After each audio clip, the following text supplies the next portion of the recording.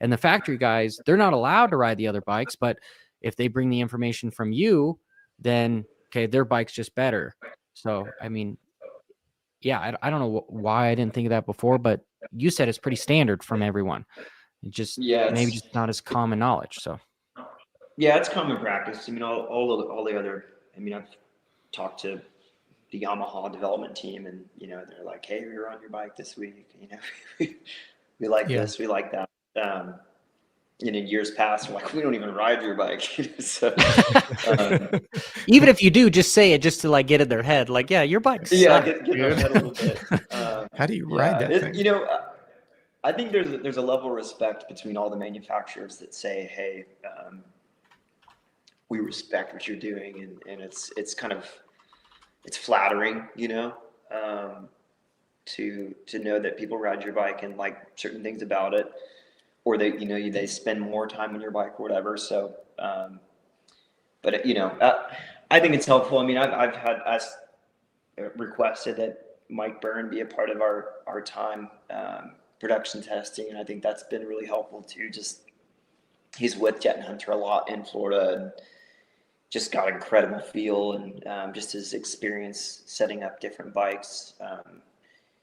Just a super knowledgeable guy, and he's always telling me, like, I'm pretty polite, and even if I don't like something, I'll oftentimes find a kind way to say it. And the Australian in him, he's very like, no, that was crap, like. So I appreciate that, but just even him, riding the different bikes, he's like, yeah, I like this about that. And I think it's helpful to have your test riders do that. Obviously, Jet and Hunter can't, I don't even know that I'm supposed to be saying that I do, but I think it's common practice.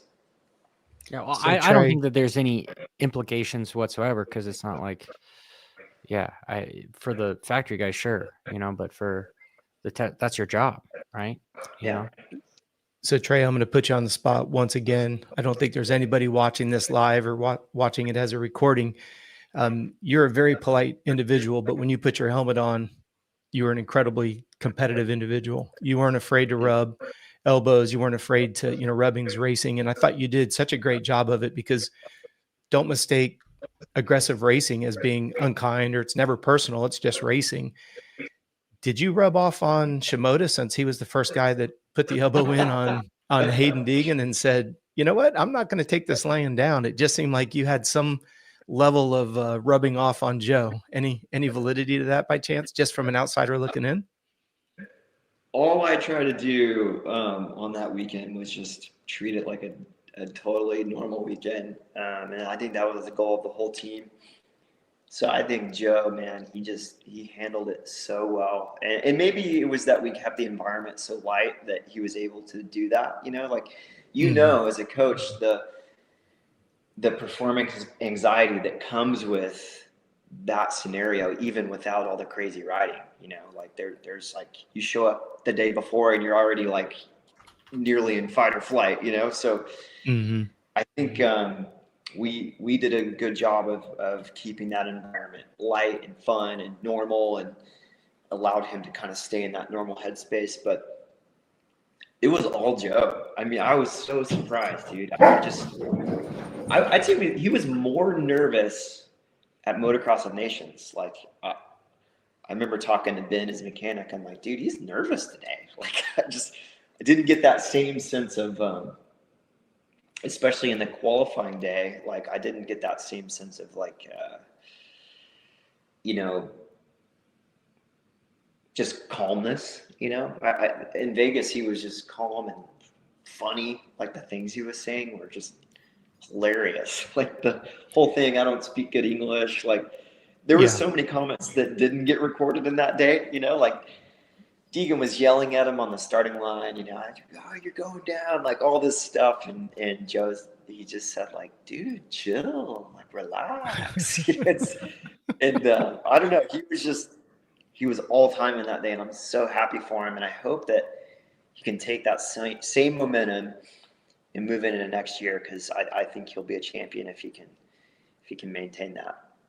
What was impressive though was earlier in the year, I don't know why it seared in my mind, that left-hander when Joe came in and he gave the nudge to Deegan earlier in the year, kind of like it just validated that he wasn't afraid of anybody. You know, Deegan Yeah. is let's just say he's the top of the pedestal in that 250 class. And correct me if I'm wrong, Johnny, you're good on the the statistics side of it, but Joe just went in there and just let him know, I'm not afraid of you. And again, Trey, that's why it reminded me so much of yourself. It wasn't a dirty move. It was just like, I'm not afraid of you, and I'm here to race, and it'll be a race to the finish. Obviously, we didn't know it'd go literally to the last race of the year and all the antics that go with it. But I was just really impressed that Joe, and that's why I was really curious to get your feedback, because it seemed like this year Joe had the breakout year. And knowing that you've been so involved with the development of both bikes, I think, you know, obviously Hunter and Jet get the majority of the limelight of the work that you've done, but seeing the subtlety and the improvement on that 250 with Joe, whether it's him getting comfortable with the bike, him comfortable with the whole program. Again, mad props to you being able to build 3 guys that were the cream of the crop all year long. It wasn't like it was, you know, when you look at it even from a consistency standpoint, boy, that's hard to get that consistency established. And then obviously the consistency creates momentum. The momentum creates confidence. Like you said earlier, Jet's riding high on the confidence train for sure. But yeah, I just couldn't help but wonder how much of an influence you have on that, because Joe is not a big trash talker, but Yeah. he went in there and showed that he's not afraid to rub elbows with supposedly the best guy in the class. And it so reminded me of yourself, because you look at all the greats, including yourself, that you raced against. That's no easy task for sure.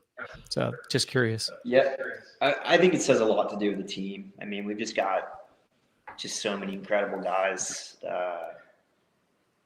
so many good positions. Like I try to go through and name each one, but I mean, there's just every single person on the team is pulling in the same direction, and it just creates I mean, you know, like mentally how important that environment is for performance.